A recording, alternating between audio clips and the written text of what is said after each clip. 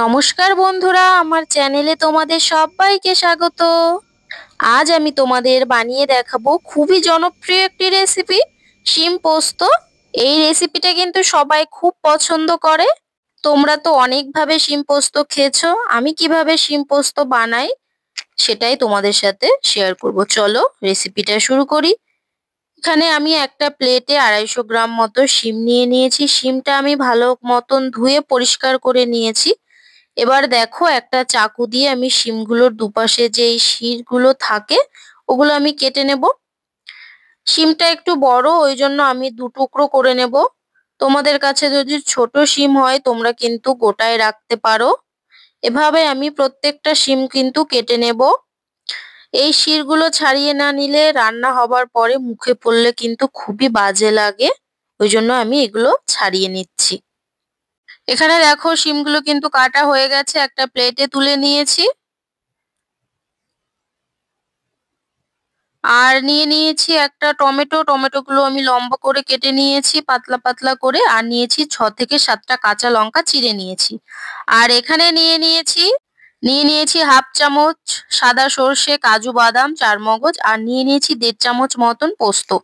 এগুলো আমি জল দিয়ে ভালোভাবে একটা সুন্দর মিহি পেস্ট বানিয়ে নেব। এদিকে দেখো, গ্যাসে একটা কড়াই বসিয়ে দিয়েছি। কড়াইতে দিয়ে দিলাম সর্ষের তেল। তেলটা গরম হয়ে গেছে, এবার আমি ওই তেলের মধ্যে দিয়ে দিলাম দেখো কেটে রাখা শিম। শিমগুলো দিয়ে আমি একটু ভেজে নেব 1 থেকে 2 মিনিট মতো। গ্যাসের ফ্লেমটা হাইতেই আছে এখন। নাড়াচাড়া করে ভালোভাবে ভেজে নেব। নাড়াচাড়া করে ভালোভাবে ভেজে নিতে হবে। এবার আমি এখানে দিয়ে দেব দেখো স্বাদ মতো লবণ। আর দিয়ে দেব পরিমাণ মতো হলুদ গুঁড়ো। এবার আমি ভালোভাবে একটু নাড়াচাড়া করে নেব। গ্যাসের ফ্লেমটা কিন্তু আমি লো টু মিডিয়াম আঁচে করে দিয়েছি। এবার আমি 1 থেকে 2 মিনিট মতন একটু নাড়াচাড়া করে ভেজে নিয়ে তুলে নেব একটা প্লেটে। এখানে কিন্তু শিমটা ভালোভাবে ভাজা হয়ে গেছে। এবার আমি একটা প্লেটে তুলে নিচ্ছি। এবার আমি এই তেলের মধ্যেই, আমি কিন্তু আর তেল দেব না, ওই তেলেই দিয়ে দিলাম 1 চামচ মতো কালো জিরে। তোমরা এখানে চাইলে কিন্তু 5 ফোড়ন দিতে পারো, তবে আমি কালো জিরেটাই দিই। কালো জিরে দিলে খুব সুন্দর একটা গন্ধ বেরোয় আর খেতেও কিন্তু খুবই ভালো হয়। 5 ফোড়ন দিলেও কিন্তু খুবই ভালো হয়, তবে আমি 5 ফোড়নটা দিই না, আমি কালো জিরেটাই দিই। আর দিয়ে দিলাম দেখো এবার তেলের মধ্যে চেরা কাঁচা লঙ্কা আর কেটে রাখা টমেটো।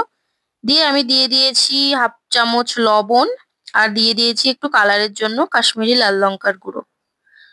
টমেটোটা সেদ্ধ হয়ে যাওয়ার পর আমি দিয়ে দিয়েছি পেস্ট করে রেখেছিলাম যে মশলাটা, পোস্ত, কাজু বাদাম, সাদা সর্ষে আর চারমগজ, সেটারই পেস্ট আমি দিয়ে দিয়েছি। দিয়ে আমি কিন্তু দেখো ভালোভাবে নাড়াচাড়া করে নিলাম। এটা কিন্তু আমি কিছুক্ষণ একটু কষিয়ে নেব। গ্যাসের আঁচটা কিন্তু লো টু মিডিয়াম আঁচে আছে। এবার আমি 2 মিনিটের জন্য ঢেকে দিয়েছি। 2 মিনিট পর ঢাকনাটা তুলে নিলাম। ঢাকনাটা তুলে নিয়ে আমি ভালোভাবে কিন্তু আরেকটু নেড়ে দেব। দেখো, এই মশলাটা কিন্তু খুব সুন্দরভাবে কষে গেছে আর গন্ধটা কিন্তু খুবই সুন্দর বেরিয়েছিল। এবার দেখো, আমি ভেজে রাখা শিম দিয়ে দিলাম। এবার ভালোভাবে আমি 1 থেকে 2 মিনিট মতন আরেকটু কষিয়ে নেব। এই রান্নাটা কিন্তু খুবই সহজ আর খেতেও কিন্তু খুবই ভালো হয়। তোমরা অবশ্যই একবার বাড়িতে এভাবে একবার ট্রাই করো, খুব ভালো লাগবে। ভালোভাবে কষিয়ে আমি দিয়ে দেবো পরিমাণ মতন একটু জল। গ্যাসের ফ্লেমটা এবার হাইতে করে দিয়েছি। জালটা ভালোভাবে ফুটে গেলে ভালোভাবে একটু মিশিয়ে নেব। মিশিয়ে নিয়ে আমি এবার গ্যাসের ফ্লেমটা হাই করে দিয়েছি। আমি ভালোভাবে এবার জালটা ফুটতে দেব। ভালোভাবে কিন্তু দেখো ফুটে গেছে। শিমটা ভালোভাবে মজে যাওয়ার জন্য আমি 2 থেকে 3 মিনিটের জন্য ঢেকে দিলাম। 3 মিনিট পর আমি ঢাকনাটা সরিয়ে নিলাম। আমি দেখে নিয়েছি লবণ ঠিকঠাক আছে নাকি, সবকিছু সব ঠিকঠাক আছে। শিম পোস্ত রেসিপি কিন্তু একেবারে রেডি। তোমরা চাইলে এর ওপর দিয়ে কিন্তু একটু কাঁচা সর্ষের তেল দিতে পারো। আশা করছি তোমাদের রেসিপিটা ভালো লাগবে। ভালো লাগলে অবশ্যই like, comment, share and subscribe করে আমার পাশে থেকো। টাটা।